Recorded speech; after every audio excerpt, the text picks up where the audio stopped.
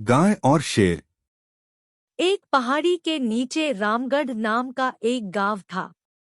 गांव के सारे जानवर हरी घास खाने के लिए सुबह उसी पहाड़ी के ऊपर बसे जंगल में जाते और शाम होते होते घर वापस आ जाते थे। हर दिन की तरह लक्ष्मी नाम की एक गाय अन्य गायों के साथ उसी पहाड़ी के जंगल में घास खाने के लिए गई थी। वह हरी घास खाने में इतनी ज्यादा प्रसन्न थी कि वह कब एक शेर की गुफा के पास पहुंच गई, उसे पता भी नहीं चला। शेर अपनी गुफा में सो रहा था और वह पिछले 2 दिनों से भूखा भी था। जैसे ही लक्ष्मी शेर की गुफा के पास पहुंची, गाय की खुशबू से शेर की नींद खोल गई। वह शेर धीरे धीरे गुफा से बाहर आया और गुफा के बाहर गाय देखकर खुश हो गया। शेर ने मन ही मन सोचा कि आज उसकी 2 दिनों की भूख मिट जाएगी। वह इस तंदुरुस्त गाय का ताज़ा मांस खाएगा और यह सोचकर उसने एक तेज दहाड़ लगाई। लक्ष्मी शेर की दहाड़ सुनकर डर जाती है। जब वह अपने आसपास देखती है तो वहां दूर दूर तक उसको कोई भी दूसरी गाय नहीं दिखी। जब वह हिम्मत करके पीछे मुड़ी तो उसे सामने शेर खड़ा हुआ दिखाई दिया। उस शेर ने लक्ष्मी को देखकर फिर से दहाड़ लगाई है और लक्ष्मी से कहा, मुझे 2 दिनों से कोई शिकार नहीं मिल रहा था, मैं भूखा था।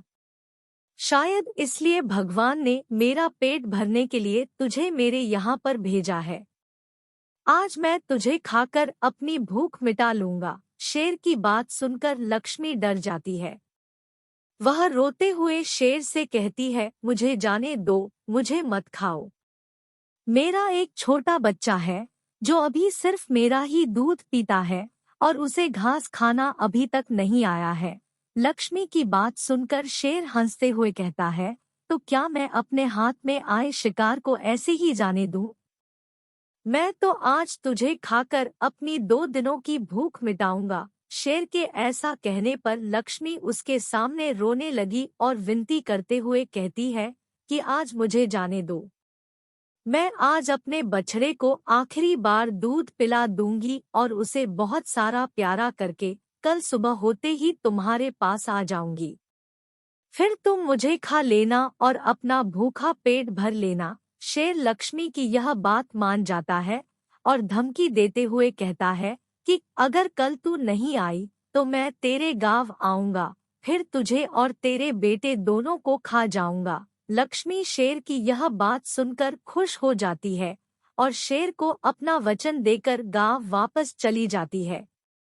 वहां से वह सीधे अपने बछड़े के पास जाती है, उसे दूध पिलाती है और बहुत सारा प्यार करती है।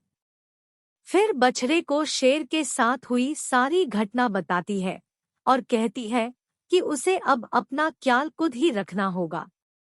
वह कल सुबह होते ही अपना वचन पूरा करने के लिए शेर के पास चली जाएगी।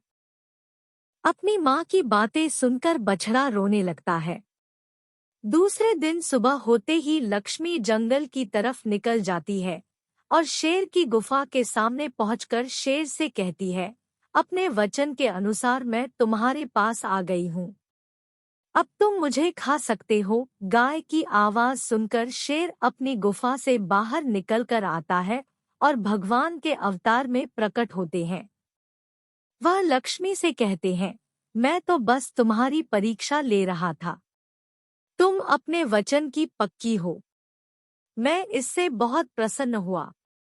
तुम अब अपने घर और बछड़े के पास वापस जा सकती हो। इसके बाद वे उस गाय को गौ माता होने का वरदान भी देते हैं और उसी दिन के बाद से सभी गायों को गौ माता कहना शुरू कर देते हैं।